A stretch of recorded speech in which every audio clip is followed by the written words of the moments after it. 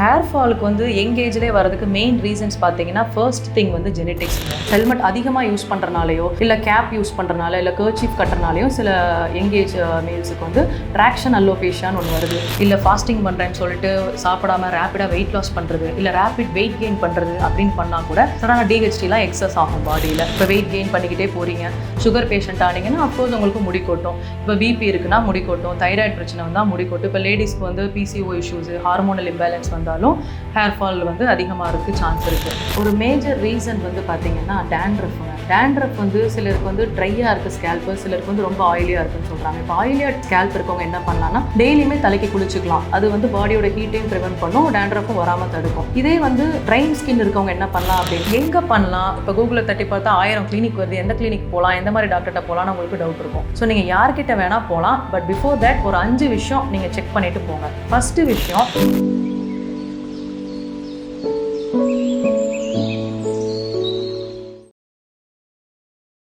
Hi, I am Dr. Reshma from Brown Aesthetic and Hair Transplant Clinic, Kilpauk, Chennai. இந்த வீடியோவில் நான் எதை பற்றி சொல்ல போகிறேன் அப்படின்னா, முன்னெல்லாம் ஒரு 40+ தான் வந்து பால்னஸ், ஹேர் ஃபால்லாம் இருந்துச்சு. இப்போல்லாம் வந்து டீனேஜர்ஸ்க்கே ஹேர் ஃபால் இருக்குது, பால்னஸ் கூட வருது.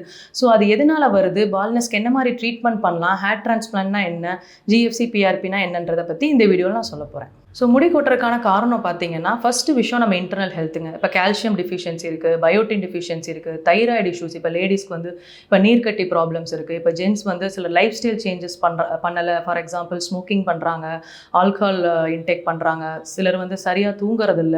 அது தவிர்த்து சிஸ்டமிக் டிசீசஸ், இப்போ சுகரு, பிபி, இந்த மாதிரி நிறையா காரணங்கள் இருக்குது இப்போ ஹேர் ஃபாலுக்கு. ஹேர் ஃபாலுக்கு வந்து யங் ஏஜ்லேயே வரதுக்கு மெயின் ரீசன்ஸ் பார்த்தீங்கன்னா ஃபர்ஸ்ட் திங் வந்து ஜெனட்டிக்ஸுங்க. ரெண்டாவது விஷயம் வந்து ஹார்மோன்ஸ். இப்போ டிஹெச்டி ஹார்மோன் வந்து எக்ஸஸாக நமக்கு பாடியில் ப்ரொடியூஸ் ஆகுது அப்படின்னா அது ஒரு ரீசனாக இருக்கும். மூணாவது விஷயம் பார்த்தீங்கன்னா இன்டர்னல் ஹெல்த். இப்போ நமக்கு ஏதாவது டிஃபிஷியன்சி இருக்குது, இப்போ யங் ஏஜில் இப்போ எனக்கு எங்கள் வீட்டில் அப்பா அம்மா சைடு யாருக்குமே பால்னஸ் இல்லை, எனக்கு மட்டும் பால்னஸ் வருது, ஹேர் ஃபால் ஆகுது அப்படின்னா மெயினான விஷயம் வந்து டிஃபிஷியன்சி. நம்ம ஏதாவது ஊட்டச்சத்து குறைபாடு இருக்கா அப்படின்னு நம்ம பார்க்கணும். இப்போ வைட்டமின் டி டிஃபிஷியன்சி இருக்குது, கால்சியம் டிஃபிஷியன்சி, இப்போ இரும்பு சத்து இல்லை, ஒன்றும் இல்லை, ஜஸ்ட் ஒரு ரத்த சோகை இருக்குது, இப்போ நமக்கு வந்து ஹீமோகுளோபின் கம்மியாக இருக்குன்னா கூட நமக்கு ஹேர் ஃபால் வரும். இன்னொரு முக்கியமான விஷயம் பார்த்தீங்கன்னா மென்டல் ஹெல்த்துங்க. இப்போ நீங்கள் டிப்ரெஷனாக இருக்கீங்க, இல்லை சரியாக தூங்குறது இல்லை, எதுக்குன்னே தெரியாமல் ஃபாஸ்டிங் இருக்கேன்னு சொல்லிட்டு சடனாக ரேப்பிடாக வெயிட் லாஸ் பண்ணுறது, இந்த மாதிரி நம்ம வந்து பண்ணாலும் ஹேர் ஃபால் அதிகமாக இருக்கும்.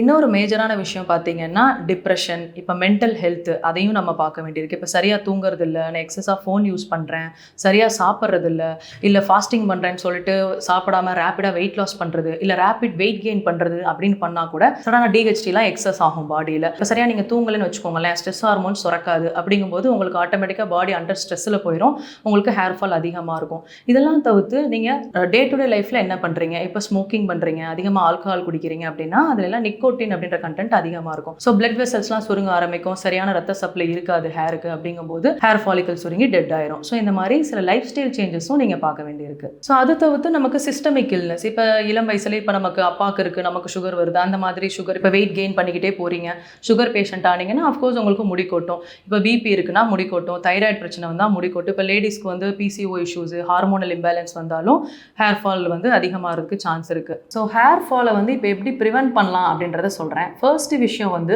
நம்ம யூஸ்வலாக இப்போ ஹெல்மெட்லாம் போடுறோம், அதை வந்து நம்ம ஒருத்தர் விட்டு ஒருத்தர் மாற்றி போடுறது, இந்த மாதிரி பண்ணுறனால ஹைஜீன் இஷ்யூஸும் நம்ம பார்க்கணும். ப்ளஸ் ஹெல்மெட் அதிகமாக யூஸ் பண்ணுறனாலையோ இல்லை கேப் யூஸ் பண்ணுறனால இல்லை கர்ச்சீஃப் கட்டுறனாலையும் சில யங் ஏஜ் மேல்ஸுக்கு வந்து ட்ராக்ஷன் அல்லோபேஷியான்னு ஒன்று வருது, அதை கொஞ்சம் நீங்கள் பார்த்துக்கணும். ரெண்டாவது விஷயம் வந்து கெமிக்கலாக நம்ம டேமேஜ் பண்ணுறது, கண்ட ஷாம்பூஸ் லோஷன்ஸ்னு எடுத்து எல்லாத்தையும் நம்ம போட்டு ட்ரை பண்ணி பார்க்கறனால என்ன ஆகுதுன்னா கெமிக்கல் டேமேஜ் ஆகி ஹேர் அதனாலையும் ஃபால் ஆகுது. ஸோ நம்ம என்ன ஷாம்பு யூஸ் பண்ணுறோம் அப்படின்றத வந்து ஏதாவது ஒரு டாக்டரோட கைடன்ஸில் நீங்கள் ஃபாலோ பண்ணுறனால அதை நீங்கள் வந்து ஹேர் ஃபாலை ப்ரிவென்ட் பண்ணலாம். மூணாவது விஷயம் வந்து இன்டர்னல் ஹெல்த் எப்படி இருக்குன்னு நம்ம பார்க்கணும். இப்போ நம்ம வந்து ஃபாஸ்டிங்கில் இருக்கேன்றவங்க நல்ல உணவுகளை சாப்பிட்டு ஃபாஸ்டிங் எடுக்கணும். சாப்பிடாம வெறும் வயித்துல இருக்கிறனால நமக்கு வந்து என்ன ஆகுதுன்னா இந்த மாதிரி ஃபர்ஸ்ட் அஃபெக்ட் ஆகுது ஸ்கின்னு, ஹேர், நெயில், இதுதான் வந்து ஃபர்ஸ்ட் நமக்கு அஃபெக்ட் ஆகுது. மூணாவது விஷயம் என்ன மாதிரி ஃபுட் இன்டேக் பண்ணுறோம். இப்போ டிஹெச்டி பிளாக்கர்ஸ் இயற்கையாகவே வந்து நம்ம வந்து டேப்லெட் தான் சாப்பிடணும், இப்போ ஃபெனஸ்டைட் எடுத்துக்கிறேன், ஸ்பைர்னோலாக்டான் எடுத்துக்கிறேன், அந்த மாதிரி எடுத்தோடனே டேப்லெட் சாப்பிடணும்னு நாங்கள் சொல்ல மாட்டோம். இனிஷியலாக நீங்கள் வந்து இப்போ பம்கின் சீட்ஸ் அதெல்லாம் பார்த்தீங்கன்னா இயற்கையாகவே வந்து டிஹெச்டி பிளாக்கர்ஸ் அதில் இருக்குது. ஸோ நட்ஸு இந்த மாதிரி மாதிரி சீசனல் ஃப்ரூட்ஸ் அதெல்லாம் எடுத்துக்கிட்டாலே மோஸ்ட்லி நம்ம பாடி வந்து ஹைட்ரேட்டடா இருக்கும், ஹேர் ஃபாலை வந்து குறையும். இன்னொன்று ஹீட்டும் நமக்கு வந்து அதனால குறையும். மோஸ்ட்லி ஃபுட் இன்டேக் எப்படி இருக்குன்றத பார்த்துக்கோங்க.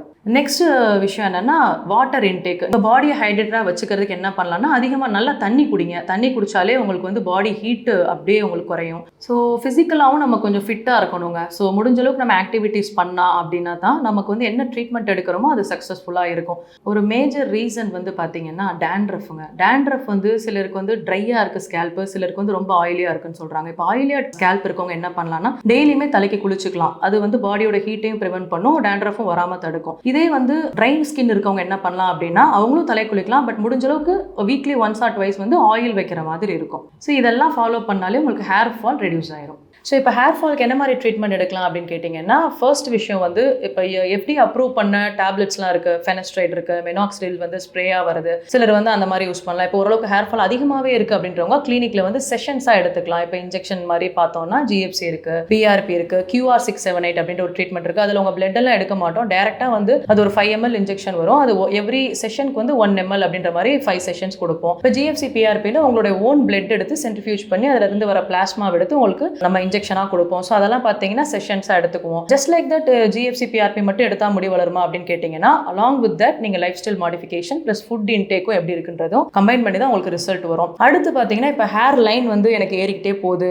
அப்படின்றவங்க வந்து டெஃபினட்டாக எனக்கு அங்கே முடி வளர்ந்தே ஆகணும்னு நீங்கள் நினச்சிங்கன்னா கண்டிப்பாக ஹேர் டிரான்ஸ்பிளான்ட் தாங்க பண்ணணும். ப்ளஸ் எந்த அளவுக்கு டோனர்லேருந்து அதாவது பிடனிலேருந்து முடி எடுக்க முடியுமோ அவ்வளோக்கு தான் உங்களுக்கு ஃப்ரண்ட்லேயே வந்து நம்ம வைக்க முடியும். ஸோ இப்போ ஹேர் டிரான்ஸ்பிளான்ட் வந்து எந்த ஏஜ்லேருந்து பண்ணலாம் அப்படின்னு கேட்டிங்கன்னா 18+ யார் வேணால் பண்ணிக்கலாம். ப்ளஸ் என்ன மாதிரி கிரேட் ஆஃப் பால்னஸ் இருக்குன்றதை வச்சு நான் வந்து பின்னாடி இருந்து அதுக்கு தேவையான கிராப்ஸ் எடுத்துட்டு நம்ம ஃப்ரண்ட்ல வந்து உங்களுக்கு டிரான்ஸ்பிளான்ட் பண்ணி கொடுப்போம். ஸோ யார் வந்து இன்ஜெக்ஷன்ஸ் எடுத்துக்கலாம் இல்லை யார் வந்து HT பண்ணலாம் அப்படின்னு கேட்டிங்கன்னா இப்போ ஜெனட்டிக்காவே எங்கள் ஃபேமிலியில் எல்லாருக்கும் பால்னஸ் இருக்குது, தாத்தாக்கு இருக்குது, தாய் மாமாக்கு இருக்குது, பாட்டிக்கு இருக்குது அப்படின்லாம் இருந்துச்சுன்னா நீங்கள் ஸ்ட்ரைட்டாக ஹேர் டிரான்ஸ்பிளான்ட்டே கன்சிடர் பண்ணலாம். இல்லை எனக்கு இப்போ ஒரு டைஃபாய்டு வந்து முடி கொட்டி போச்சு, இல்லை ரீசன்ட் டைமில் நியூட்ரிஷனல் டிஃபிஷியன்சி தான் எனக்கு காரணம் அப்படின்னு நினச்சிங்கன்னா நீங்கள் GFC PRP மாதிரி செஷன்ஸ் எடுத்துக்கிட்டாலே போதும். ஹேர் டிரான்ஸ்பிளான்ட் பெயின்ஃபுல்லாக இருக்குமான்னு சிலர் நினைக்கிறாங்க. அஃப்கோர்ஸ் வந்து அது பெயின்ஃபுல்லாக இருக்கவே இருக்காது. ஏன்னா நம்ம லோக்கல் அனஸ்தீசியா போட்டு அந்த இன்ஜெக்ஷன் போகிற வழி தான் இருக்குமே தவிர த்ரூ அவுட் த ப்ரொசீஜருக்கு வந்து உங்களுக்கு வலியே இருக்காது. ஹேர் டிரான்ஸ்பிளான்ட்ன்றது வந்து ஒரே ஒரு நாள் ப்ரொசீஜர் தான். இன்கேஸ் நம்ம 6000 கிராஃப்ட் 5000 கிராஃப்ட்னு அதிகமாக வச்சோம் அப்படின்னா 2 நாளில் ஸ்ப்ளிட் பண்ணி பண்ணுவோம். ஸோ அதுக்கப்புறம் on the 6th day surgery பண்ணது வந்து 6வது நாள் நீங்கள் ஃபர்ஸ்ட் ஹெட் வாஷ் எடுத்துக்கலாம். அதுக்கப்புறம் போஸ்ட் கேர் வந்து நாங்களே பண்ணுவோம். எல்லாருக்கும் வர ஒரு டவுட் கேட்டிங்கன்னா டோனர் ஏரியா அதாவது பிடனிலிருந்து முடி எடுக்கிறோம், ஸோ அது எடுக்கிறனால பின்னாடி நமக்கு வந்து ஸ்கார் விழுந்துருமா அப்படின்னு சொல்லி கேட்குறீங்க. அதாவது உண்மையை சொல்ல போனால் ஒரு முடி எடுத்தோம்னா அந்த ரூட்லேருந்து வந்துருச்சுன்னா அந்த இடம் வந்து ஒரு டாட் மாதிரி ஒரு ஸ்கார் இருக்குமே தவிர பெரிய அளவில் நமக்கு ஸ்கார் தெரியாது. எந்த மாதிரி ஸ்கில்ஃபுல்லான சர்ஜன்ஸ் கிட்ட நீங்கள் பண்ணிக்கிறீங்கன்றதும் ரொம்ப முக்கியம். ப்ளஸ் 4 முடிக்கு ஒரு முடி தான் எடுப்போன்ற போது உங்களுக்கு அஃப்கோர்ஸ் ஸ்கார் வந்து விசிபிளாக தெரியாது. ஹேர் டிரான்ஸ்பிளான்ட்டுக்கு வந்து எந்த மாதிரி முடி எங்கேருந்து எடுப்பீங்கன்னு கேட்குறீங்க. அது எப்படி அப்படின்னா மோஸ்ட்லி வந்து டோனர் ஏரியா வந்து பெடனி ஹேர் தான் சூஸ் பண்ணுவோம். ரெண்டாவது வந்து பியர்ட் ஏரியா சூஸ் பண்ணுவோம். அதுக்கு காரணம் பார்த்தீங்கன்னா DHTன்ற ஹார்மோன் வந்து பின்னாடி இருக்க ஹேருக்கு வந்து ரெசிஸ்டண்டா இருக்கும். அதை வந்து டோனர் டாமினன்ஸ்னு சொல்லுவோம். பின்னாடி இருக்க முடி எடுத்து நம்ம ஃப்ரண்ட்ல வைக்கிறனால அஃப்கோர்ஸ் DHT அஃபெக்ட் பண்ணாதுங்கும் போது வச்ச முடி விழுகாது. ஸோ அதுதான் வந்து most preferable hair. Plus beard ஹேரும் உங்களுக்கு செகண்ட் ஆப்ஷனாக வச்சுக்கலாம். ஹேர் டிரான்ஸ்பிளான்ட் பண்ணி முடிச்ச பிறகு எப்போ ஹேர் வளரும் அப்படின்னா உடனே ஹேர் வளராது. நார்மலாக நம்ம ஷேவ் பண்ணால் எந்த மாதிரி சின்ன சின்னதாக முடி இருக்குமோ அந்த மாதிரி உங்களுக்கு உடனே இருக்கும். ஒரு 3 to 4 monthsல உங்களுக்கு ஓரளவுக்கு ஒரு விக் வைக்கிற அளவுக்கு உங்களுக்கு வளர ஆரம்பிச்சிடும். சிலருக்கு வந்து 1 year முடியும் டைம் எடுக்கும். எல்லாருக்கும் வர ஒரு டவுட் வந்து HT பண்ண ஹேர் வந்து எத்தனை நாளைக்கு இருக்கும், எத்தனை வருஷத்துக்கு இருக்கும்னு கேட்குறாங்க. லைஃப் லாங் இருக்கும். இன்டர்னல் ஹெல்த் வந்து உங்களுக்கு நல்லா இருக்கு, எனக்கு சுகர் இல்லை, பிபி இல்லை, தலைவலி பிரச்சனை இல்லை, இந்த மாதிரிலாம் இருந்துச்சுன்னா உங்களுக்கு ரொம்ப நாளைக்கு இருக்கும். இன்கேஸ் நம்ம சரியா தூங்குறது இல்லை, சரியா ஃபுட் எடுத்துக்கிறது இல்லை, அந்த மாதிரி ஏதாவது நம்ம பண்ணனா தான் ஒழிய நார்மலாக உங்களுக்கு அந்த ஹேர் ஃபால் ஆகாது. ஒருவேளை நம்ம வந்து சரியா நம்மளை பார்த்துக்கல அப்படின்னா அந்த ஹேர் தின்னாகும். மற்றபடி அவ்வளோ சீக்கிரம் உங்களுக்கு அந்த ஹேர் வந்து ஃபால் ஆகவே ஆகாது. ஹேர் டிரான்ஸ்பிளான்ட் பண்றதுக்கு முன்னாடி நம்ம வந்து பிசிக்கலாக அவங்க எவ்வளோ ஃபிட்டாக இருக்காங்க அப்படின்னு சொல்லி பார்ப்போம். இன்கேஸ் வந்து இப்போ ஒரு தைராய்டு இருக்கு அப்படின்னா அதை கண்ட்ரோல் பண்ணிட்டு அதுக்குண்டான டேப்லெட்ஸ் கொடுத்துட்டு தான் நம்ம வந்து சர்ஜரிக்கு எடுத்துப்போம். இப்போ சுகர் பேஷண்ட்லாம் பண்ணலாமா வேணாமான்னு சிலர் கேட்குறாங்க. அதெல்லாம் பார்த்தீங்கன்னா தாராளமாக பண்ணலாம். என்ன டிசீஸ் இருந்தாலும் அவங்களுக்கு நம்ம பண்ணலாம். அன்லஸ் இப்போ ஒரு இன்ஃபெக்ஷன்ஸ் இருக்கு அந்த மாதிரி இருந்தால் மட்டும் நம்ம பண்ண மாட்டோம். ஸோ அந்த மாதிரி இருந்தால் சுகர் கண்ட்ரோலாக வச்சுக்கிட்டு நம்ம பண்ணலாம். ஸோ இப்போ எல்லாருக்குமே வந்து ஹேர் டிரான்ஸ்பிளான்ட் பற்றி ஓரளவுக்கு ஐடியா வந்திருக்கும்னு நினைக்கிறேன். எங்கே பண்ணலாம், இப்போ கூகுளில் தட்டி பார்த்தா 1000 கிளினிக் வருது, எந்த கிளினிக் போகலாம், எந்த மாதிரி டாக்டர்கிட்ட போகலான்னு உங்களுக்கு டவுட் இருக்கும். ஸோ நீங்கள் யார்கிட்ட வேணால் போகலாம். பட் பிஃபோர் தட் ஒரு 5 விஷயம் நீங்கள் செக் பண்ணிட்டு போங்க. ஃபர்ஸ்ட் விஷயம், நீங்கள் பண்ண போகிற கிளினிக்கில் பணத்தை பற்றி தான் பேசுகிறாங்க, கிராஃப்டிக் இவ்வளோ அப்படின்னு சொல்கிறாங்களா, இல்லை உங்களுக்கு ஏதாவது என்ன இல்னஸ் இருக்குது, அதுக்கு என்ன மாதிரி பிளட் டெஸ்ட் எடுக்கிறாங்க, எப்படி உங்களுக்கு கேர் பண்ணுறாங்கன்றதை பார்த்துக்கோங்க. ரெண்டாவது விஷயம், நீங்கள் போகிற இடத்துல டாக்டர் தான் சர்ஜரி பண்ணுறாங்களா இல்லை டெக்னீஷியன் மட்டும் தான் இருக்காங்களான்னு பார்த்துக்கோங்க. உங்கள் தலையை வந்து வெறுமனே டெக்னீஷியனுக்கு நம்பி கொடுத்துறாதீங்க. அங்கே த்ரூ அவுட் உங்கள் கூட சர்ஜன்ஸ் இருக்காங்களா அப்படின்றத பார்த்துக்கோங்க.